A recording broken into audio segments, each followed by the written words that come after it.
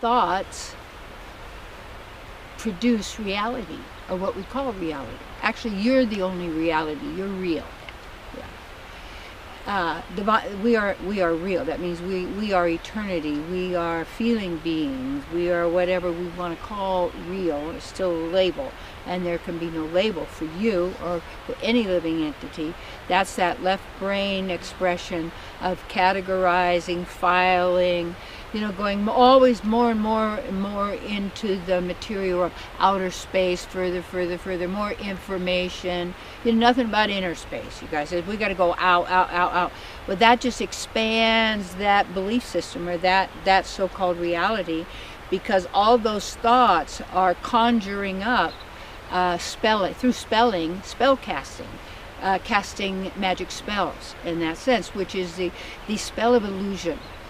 And when I think about how some of the originals, probably they're like Babylonian, what would you call it, carnival people, that brought in some of that, the illusion of magicians, you see. And if you think about who are the magicians that spellbound us, they're illusionists.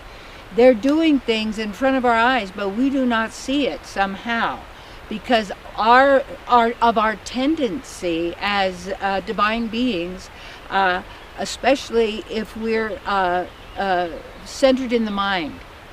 That means instead of being focused in the heart, being now, okay, then we're focused in the mind, and we're listening to the thinking.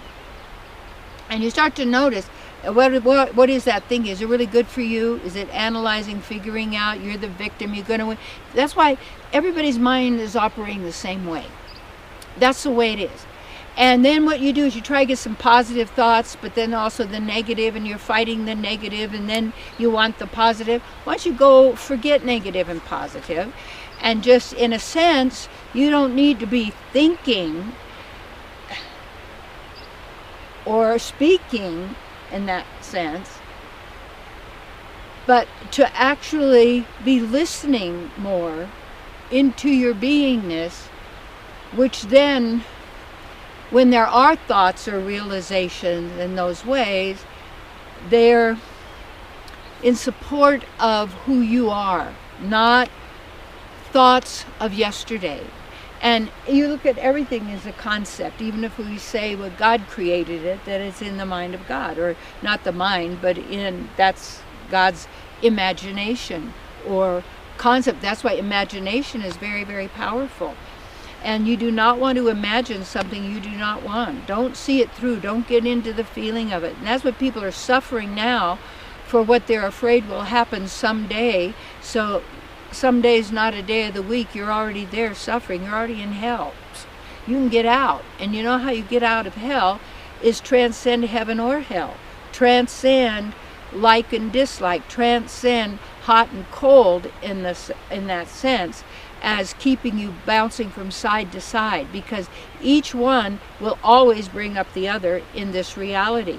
So as you move beyond that, and you start to watch and observe how words, thoughts, prognostications, people predicting, the future, or predicting this, or a reading on what's going to happen to you in the future. Do you fit this chart? And is that you? And that's what's going to be. And it's all, see, what you see is what you can witness being set up all around is fear. And you want more and more protection. No. Source is your protector and maintainer of who you really are and what you are. You see, all of that. And so when you want to love that partner, that beloved, and have that much love, all things are possible to you because they come to you. It's your outgiving. Yes, you're a giver. And that's always been for me. I have loved the joy of giving. And I think if I've made an error, a mistake in that perhaps, but ultimately there can't be, in the sense of, so here's the deal, when you're in the context of the divine, then, and you're always, you're willing to accept and experience your divine relationship fully with the source, our partners and each other, and who we are as individuals, when you're willing for all of that, then, and you use everything, then whatever you would have called a mistake in the past, or something bad and horrible and awful and all this kind of stuff, instead of judging yourself and that in such a way, because yes, okay, but let's use it then. What did you get from that you can apply now? What is it that you realized from that? And most always did not honor our inner conscience, which is our divine speaking to us and knowing how is how we feel and sense, by being so out of touch with ourselves that some people live in tall, high buildings with no grounding of any kind, or any nature basically, but some house plants and that sort of thing. And it moves us more and more away from how to really enjoy this experience, because you're really, and then everything you can use, and because each becomes then a stepping stone. But you do not say the way I got here was because of that, or that had to happen, so I have to suffer and create big tragedies so that I learn and grow. Don't believe that. That's not true. Remember, these are beliefs.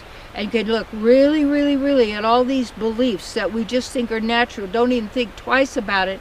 Assume, you see, that. And not even assuming it on the conscious level, operating all the time. That's why you want to pull everything into consciousness by being watching, observing, noticing, you see, and all the time working at and using the knowledge, the ancient wisdom, your own real, especially realizations that can validate truth from false, because you know it's not a thinking kind of a thing. And as you activate your true divine being now, you don't have to worry about a future. You don't have to figure out the past and what need to, coulda, shoulda, woulda, and if I only did it again, I'd do it different. Sucker game. And there's a sucker born every day, said the circus man. Yeah. Believing and thinking that when you hear how magnificent it could be, is too good to be true. No, that's about a money deal. Or you think you're getting something for nothing. No. You have to have that in your consciousness as who you are. And then let's find out the divine experiments, what's possible for us then, instead of looping in the same script, the same patterns. The future creating the past creating the future creating the past. And how do you think the future? Because you go into the past, and what's the past? You can't trust it, because it's in the mind. Yeah. So let's find out what is possible in the divine together.